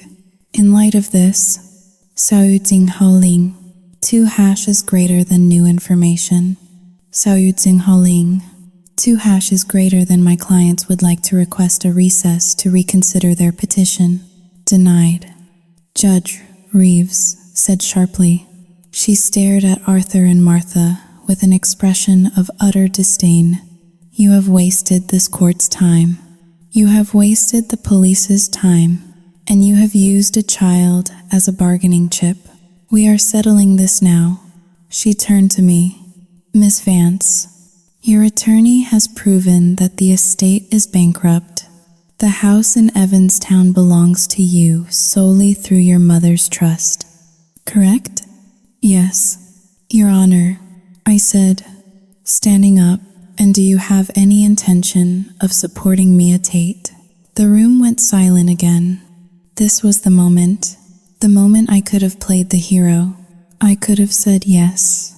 I could have taken the high road, but I looked at Arthur and Martha. I looked at how quickly they had discarded Mia the moment the $sign vanished. No, Your Honor, I said clearly, I do not. Then what is to become of the child? The judge asked. Arthur stood up.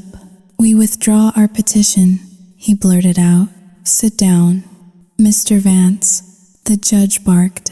We withdraw, Arthur yelled, ignoring her. We cannot take her. Send her to the state. Put her in foster care. We cannot afford her. It is not fair. We are the victims. Martha nodded vigorously beside him. We are too old. We cannot do it.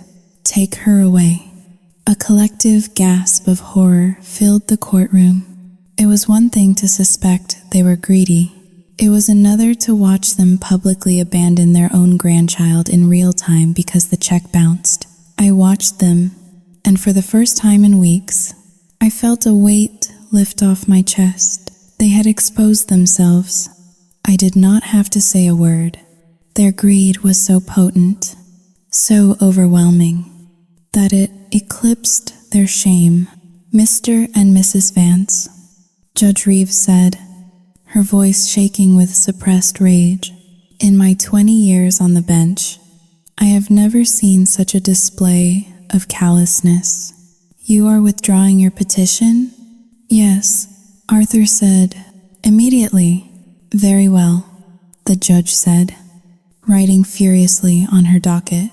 The petition for guardianship is dismissed with prejudice. The child, Mia Tate, will be placed in the temporary custody of the Department of Children and Family Services pending placement in a foster home. She looked up at them, and regarding the counter-petition for eviction, she continued, Mr. and Mrs. Vance, you are hereby ordered to vacate the property at 12 Oak Lane immediately. You have 24 hours to remove your personal effects. If you are not gone, the sheriff is authorized to arrest you for trespassing. But where will we go? Martha wailed. We gave up our condo lease to move there. That, the judge said, closing her file, is not this court's problem. Perhaps you can find a cardboard box. Judge Reeves banged the gavel. Court is adjourned. I stood there as the room erupted into chaos. Reporters were shouting questions. Arthur and Martha were arguing with their lawyer, blaming him for not knowing about the debt. I looked at them one last time. They looked small, pathetic. The monsters under my bed had turned out to be nothing but dust bunnies. Arthur looked up and caught my eye. His face was twisted with hate.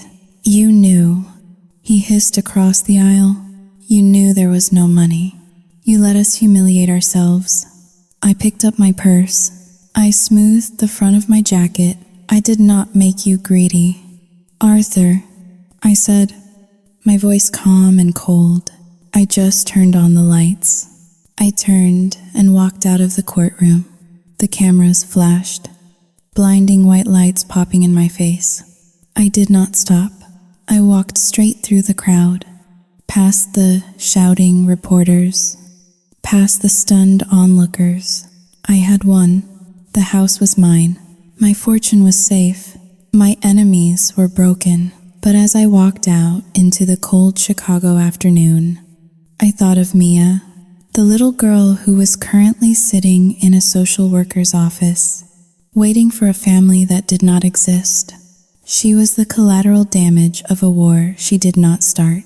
I felt a hollow ache in my chest. It was not regret. I could not raise her. I knew that, but it was the bitter taste of a victory that came at the cost of an innocent soul. I hailed a taxi. Where to? A lady? The driver asked. The nearest liquor store, I said, and then home. The internet is a fickle beast. One day it wants to mount your head on a spike, and the next, it wants to crown you queen. It does not care about truth. It cares about entertainment. And thanks to the live stream cameras in the Cook County courtroom, I had just provided the season finale everyone was waiting for. By the time I left the courthouse, the clip had gone viral. It was everywhere. TikTok, Twitter, the evening news. It was a 30-second clip. The camera angle was unflattering, capturing the harsh fluorescent lighting of the courtroom. But the audio was crystal clear.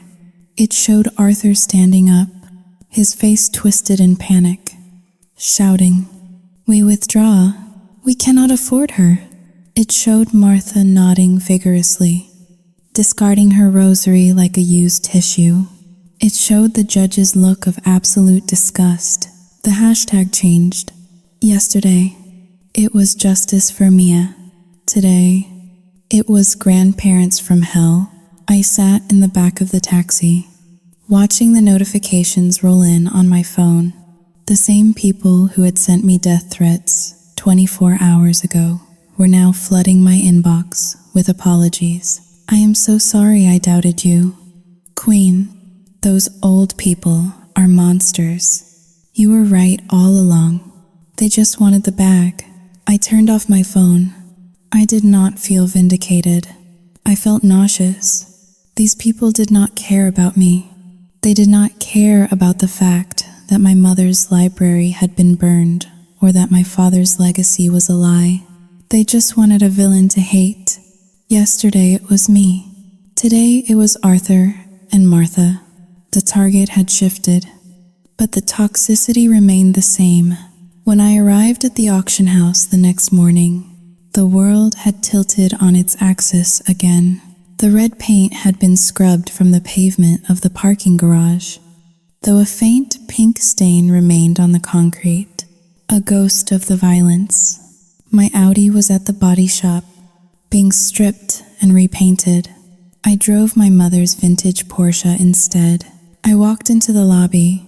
Henry, the doorman who had refused to look at me 2 days ago, rushed to open the door.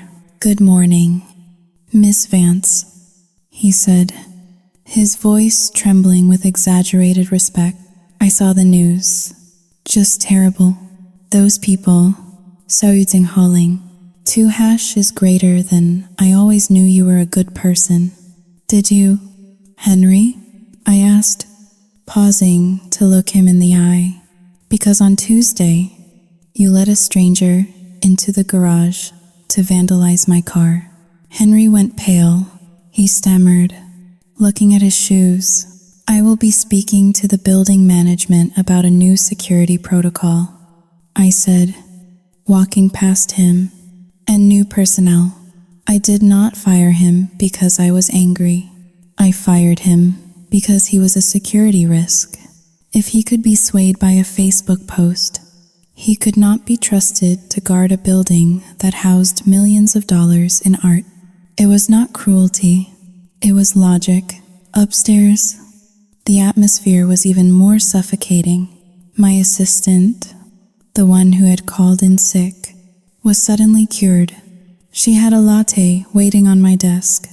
My colleagues, who had whispered behind their hands, now stopped by my glass office to offer congratulations. "You were so strong," one of the junior appraisers said, leaning against my doorframe. "I would have cracked. You really showed them." "I did not show them anything," I said, not looking up from my paperwork. "I simply read a balance sheet." They looked at me with a mixture of fear and awe. To them, I was now a ruthless corporate shark who had destroyed her enemies in court. It was a reputation that would serve me well in the art world, where weakness was blood in the water. I decided to wear it like armor, but the real fallout was happening 20 miles away. In Evanstown, I drove out there in the afternoon to oversee the eviction. The judge had given them 24 hours. That deadline was expiring. When I turned onto Oak Lane, I saw that the circus had moved. News vans were parked along the street. But this time, they were not filming my cruelty. They were filming the spectacle of Arthur and Martha's ruin. A moving truck, not a professional one, but a beat-up rental van, was parked in the driveway. Arthur and Martha were hauling boxes out of the house. There was no army of supporters helping them. The church ladies were gone. The neighbors who had written nasty letters to the homeowners association were now standing on their porches, arms crossed, watching with disdain.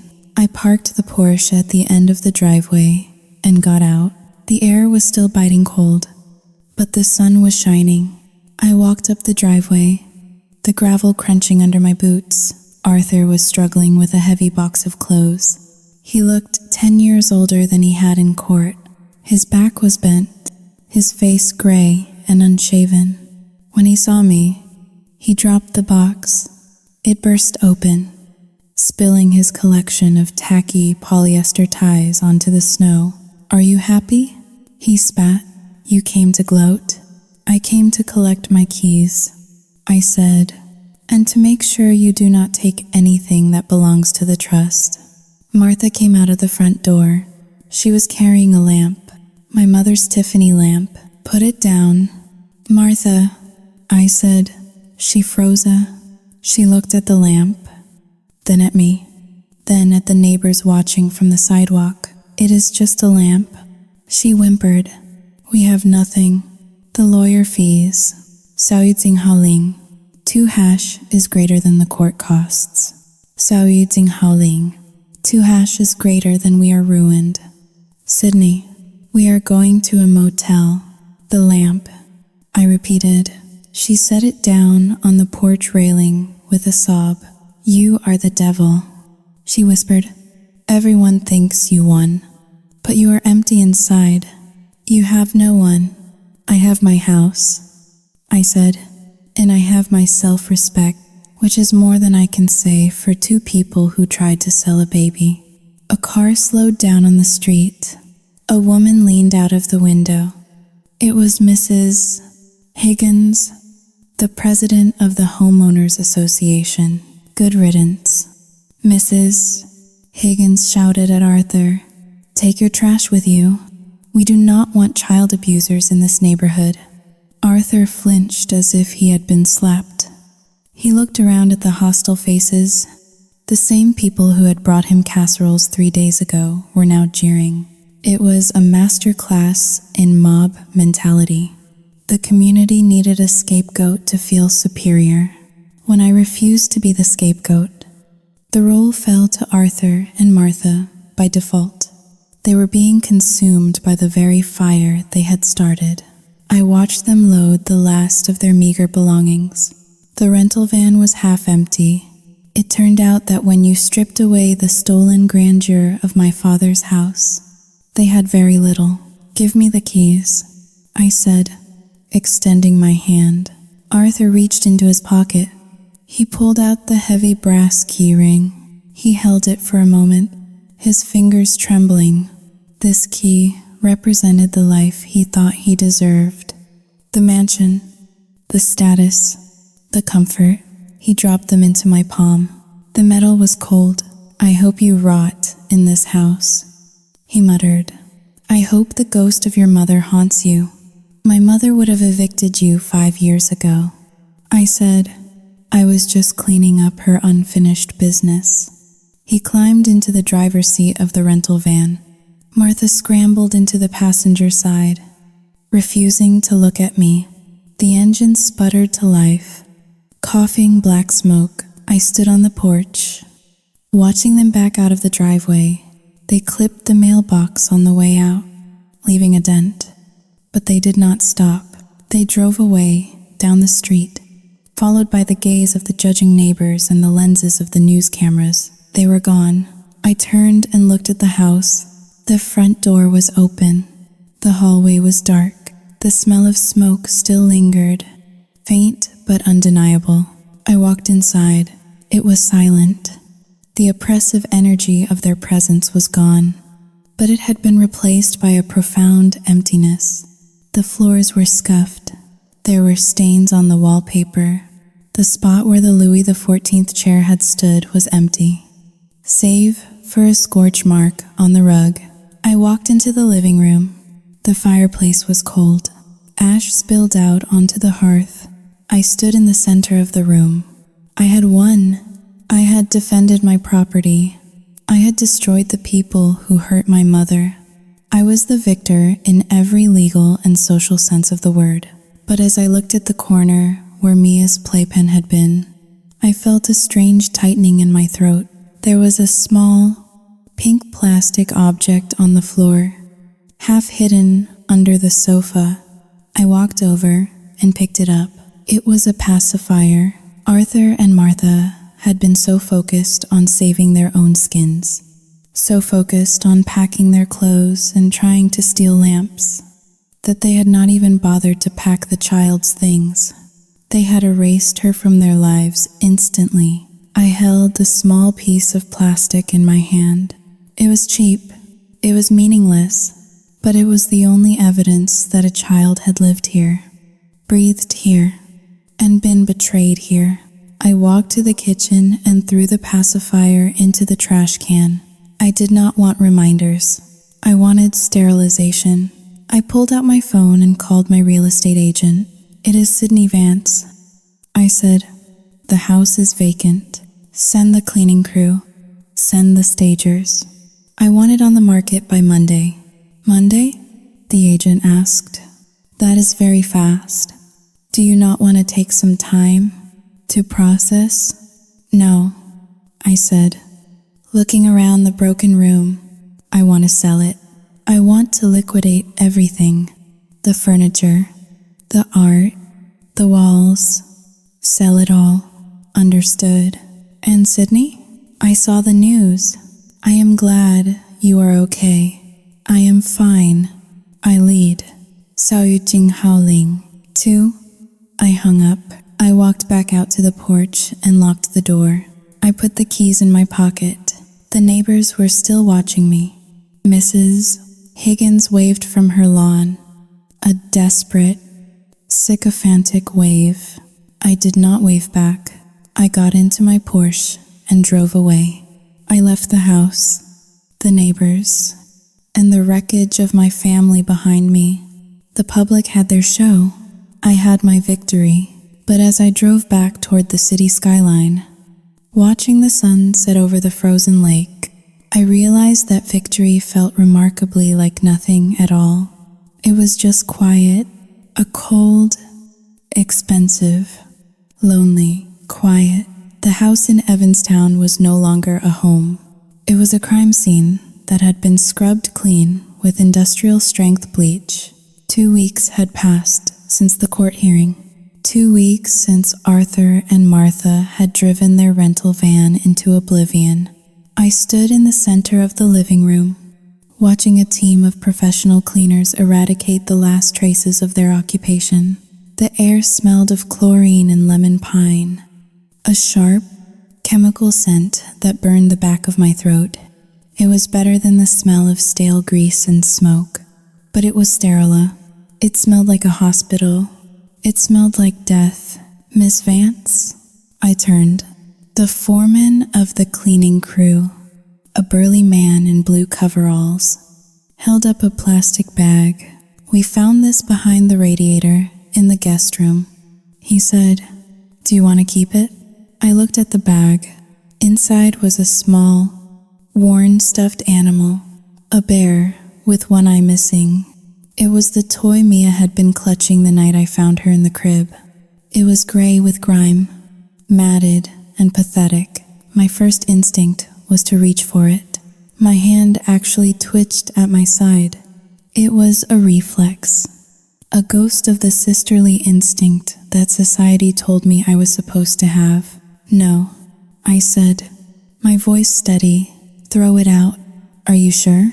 the man asked. "It looks like a favorite." "It is trash," I said. "Everything in this house that is not made of wood or silver is trash. Bin it all." He nodded and tossed the bag into the large dumpster they had parked in the driveway. I watched the bear disappear among the black garbage bags. It felt like I was throwing away a piece of my own humanity, but I forced myself to look away. Sentimentality was a luxury I could not afford. Sentimentality was what allowed Arthur and Martha to manipulate me in the first place. I walked through the house one last time. The scorched floorboards where Arthur had smashed the chair had been sanded down and restained, but if you looked closely, you could still see the scar in the wood, a shadow of the violence. The nursery was empty. The crib was gone. The walls, which had been covered in peeling floral wallpaper, were now painted a neutral, market-friendly gray. I was erasing them. I was erasing my father. I was erasing the baby. I was turning the trauma into real estate. Later that afternoon, I sat in the waiting room of the Department of Children and Family Services. The office was located in a drab government building downtown. The fluorescent lights hummed with a headache-inducing buzz. The chairs were made of hard, orange plastic. The floor was scuffed linoleum. It was a place designed to make you feel small and powerless. I was there to sign the final surrender of rights documents. Even though the judge had dismissed the guardianship petition, the state required a formal signature from the next of kin to confirm that I had no intention of intervening in Mia's placement. It was a formality, a final severance. "Miss Vance?" A caseworker opened the heavy security door. Her name tag read Mrs. Gable. She was a middle-aged woman with tired eyes and a cardigan that looked like something Martha would wear. She looked at me not with anger, but with a profound, weary sadness. "This way," she said. I followed her into a small, cramped office stacked high with files. I sat down. Mrs. Gable placed a document in front of me. Affidavit of waiver of interest. This document states that you, Sydney Vance, knowingly and voluntarily waive any right to petition for custody or visitation of the minor child. Mia Tate. Mrs. Gable explained, her voice monotone. "Once you sign this, she becomes a ward of the state. She will be placed in the foster care system immediately. You will not be informed of her location. You will not be informed if she is adopted. You will be strangers." She paused, looking at me over her reading glasses. "Are you absolutely certain about this decision? We prioritize placement with biological relatives. Foster care is Saoying Hao Ling. 2# is greater than unpredictable." I picked up the pen. The plastic barrel felt slick in my sweating fingers. "I am 23 years old." I said, "I work 60 hours a week. I travel for business. I am not a mother. I am not a guardian. Placing her with me would be neglect by default. There are other options." "Mrs. Gable said softly, "You could support her financially while she is in care. You could maintain visitation." "No," I said. "A clean break is better.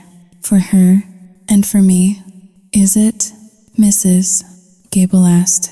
"Or is it just easier?" I looked at her.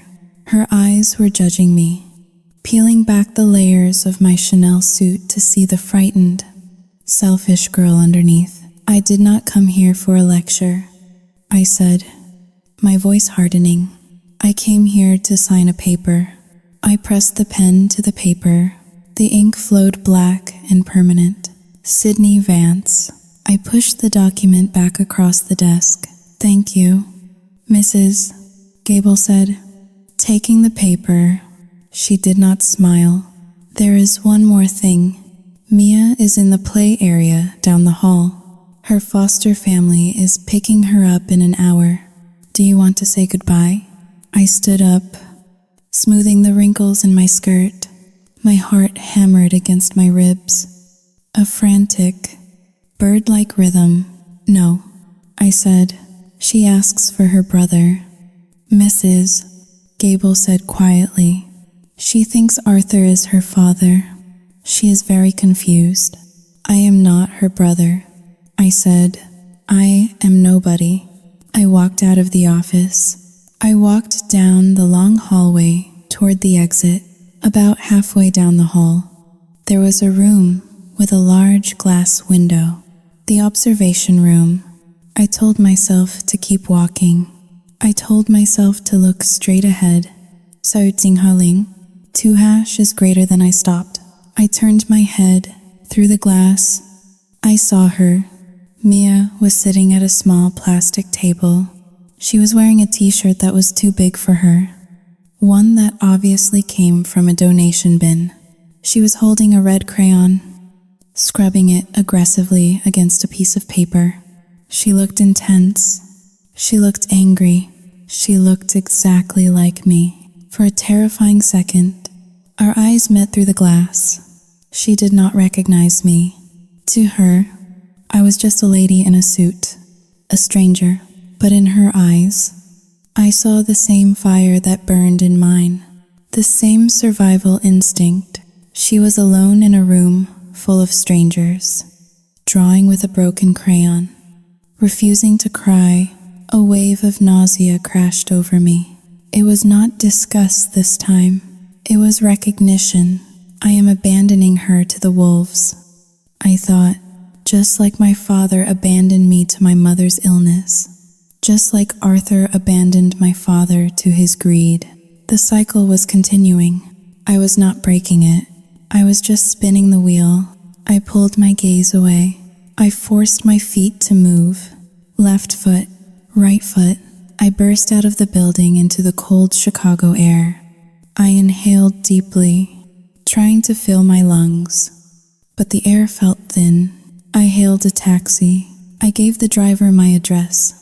When I got back to the penthouse, it was silent, the kind of silence that has weight. I poured myself a glass of wine. I stood by the window, looking out at the city lights. My phone buzzed. It was an email from my real estate agent. Subject, offer received. Sydney, good news. We have a cash offer on the Evanstown property. Full asking price. They want a 15-day close. No contingencies. We can have the funds wired by the end of the month. I looked at the number. It was a lot of money. Enough to buy a second home in the Hamptons. Enough to buy a boat.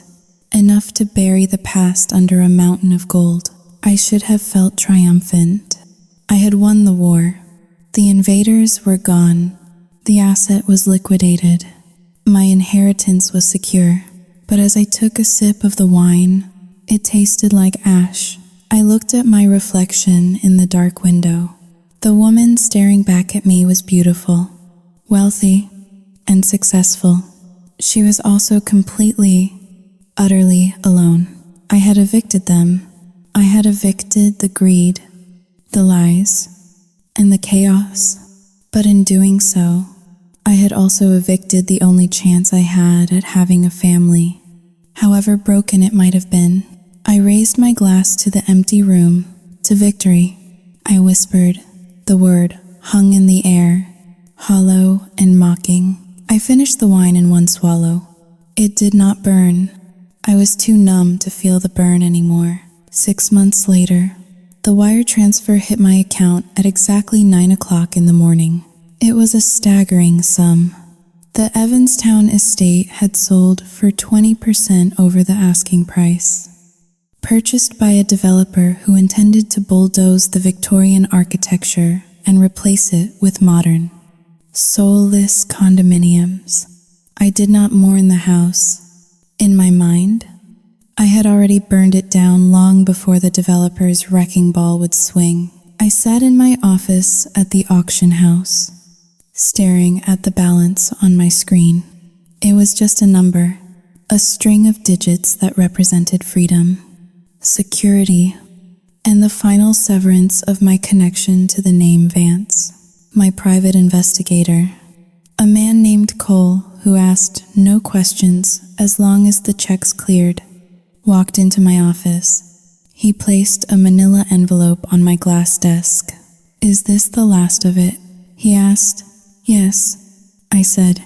"After today, close the file." I opened the envelope. Inside was a photograph taken with a telephoto lens.